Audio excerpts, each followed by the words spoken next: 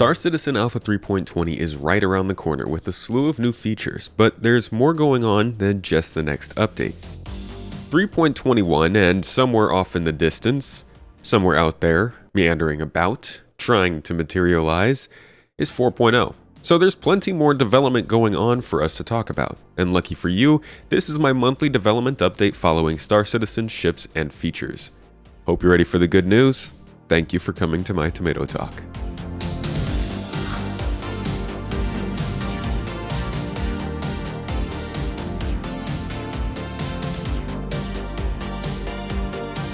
As always, starting off with AI features, last month working a lot on combat-focused features.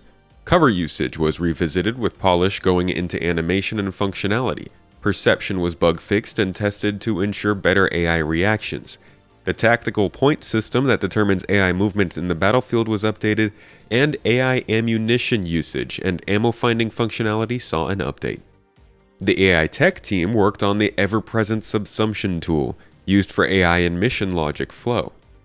Another check-in on Boids this month. The various Boids like rats, bats, and birds being worked on have now been assigned different states such as idling, fleeing, or wandering.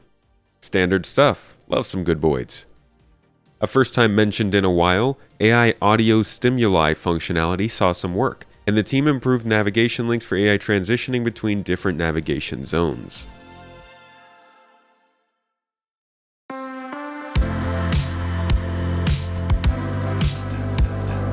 On the art side of things, at least for characters, familiar news. The Headhunters gang sees more work on its assets, and for like the 5th month, we hear more about the Headhunters without actually ever seeing them. In addition to this though, concept work on a new medical outfit and a new flight suit. On the ship side of things, work has been completed on the Tumbril Storm, though there is still some ongoing bug fixing. 2 new variants of an existing ship were also completed. This could be rumored variants of a recent starter ship, or something else.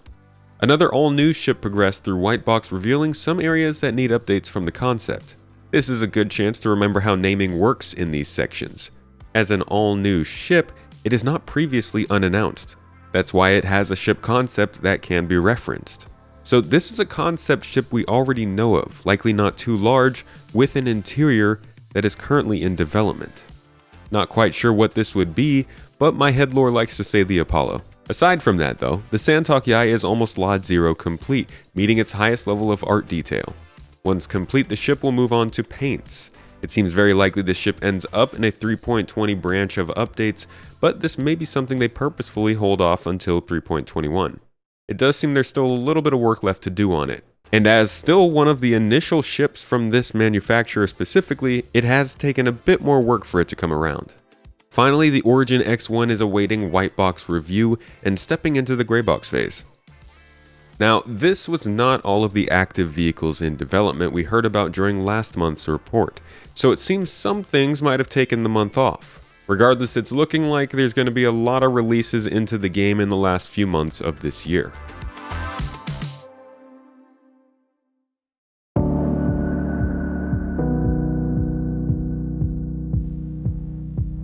Here's a new one we will watch with great interest over the months, the Economy team. Their first work after the new formation from the old Systemic Services and Tools team was to plan out an upcoming rebalance to cargo and the related experience, something we just heard about in Inside Star Citizen not too long ago. This is sorely needed, and frankly a bit frustrating to only just now be in the planning with the cargo refactor multiple updates into implementation. Regardless, I'm interested in seeing how they move forward with this now that it's finally possibly happening.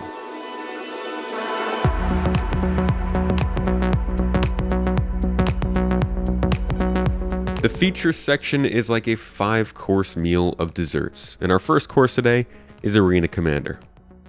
The team last month supported 3.20 features while beginning the second stage of the Arena Commander revitalization. The engineering team investigated the return of the engineering team investigated the return of Theaters of War, identifying the steps needed to update the spawning module with Theaters of War specific features. Work continued on custom lobbies, and engineering began restoring the spectator module, which will allow players to spectate custom matches and other game modes. The design team scouted out new locations from the PU for Arena Commander maps and assessed a Theaters of War map for restoration to estimate how much work is needed to bring the game mode back. Course 2.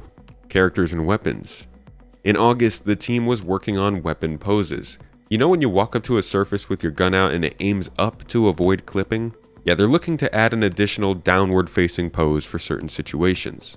Procedural recoil also progressed last month, with more controls exposed to the weapons creators to make custom-feeling recoil. The gameplay features team continued working on the vehicle tractor beam, readying it for QA testing. They also supposedly progressed with the resource network, but that doesn't really tell us too much. The mission features team worked mainly on 3.20. Outside of that, though, the Siege of Orison event received various improvements, so expect to see that running in the upcoming patch. Development of Blockade Runner, a new global event meant to replace Ninetales Lockdown, continued as well. Some major changes were made to the Destroyed Drug Stash mission for Alpha 3.20, and they made good progress on modularizing the new player experience, likely with the aim of bringing it to New Babbage next. The Steal Evidence and Retrieve Consignment missions we've been hearing about this month have entered the polish phase, with Reputation being hooked in. Work also began on ship restoration missions. These will be the first version of repair missions, and will be interesting to watch grow as more features come online in that area. The Data Heist mission we've also been hearing about this year passed another review and will be entering internal playtesting soon. The Ship Cargo Steal or Recover mission has also been developed as far as it can until the cargo refactor progresses. So while that mission remains upcoming, it'll likely be put on the back burner for a little while. Outside of specific missions, the team progressed with reputation-based hostility. Along with this, though, comes a mission specifically to allow players to work for Ninetales. Once completed, most of the nameless criminal missions in the game will carry the Ninetales name until other games like the Dusters are brought in Stanton.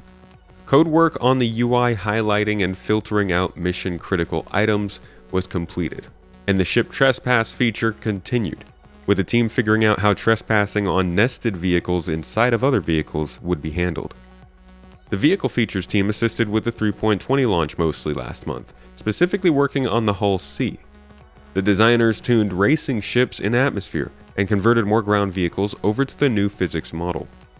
The mass of size 1, 2, and 3 items were also rebalanced and further refined in preparation of more component interactivity.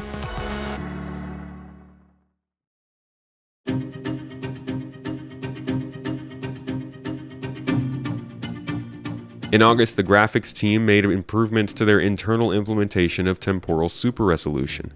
Work on the water simulation continued too, with foam propagation, improved lighting, and bullet impact effects. The Vulcan sub-team, which I guess is a thing now, added new extensions to the engine, with focus now shifting towards unblocking progress on global illumination, as the ray tracing component is Vulcan only. Finally, the VFX programming team implemented smoke spawning on fire and improved lightning effects for use in gas clouds.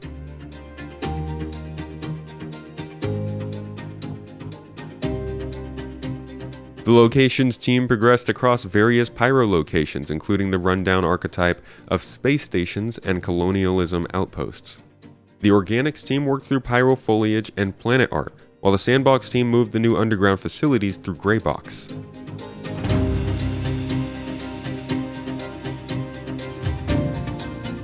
The narrative team continued working on multiple missions and location populations, including general NPC behaviors for Pyro and how NPCs can be made to feel more different across different landing zones.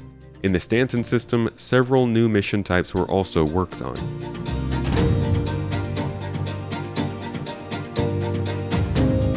Finally, from online services, the self-moderation tools begin.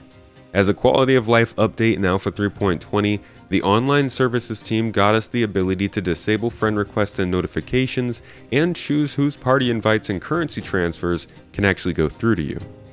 This might not seem like too big a deal, but it's important to give players some control over the experience they can have in the game, especially in an online multiplayer setting.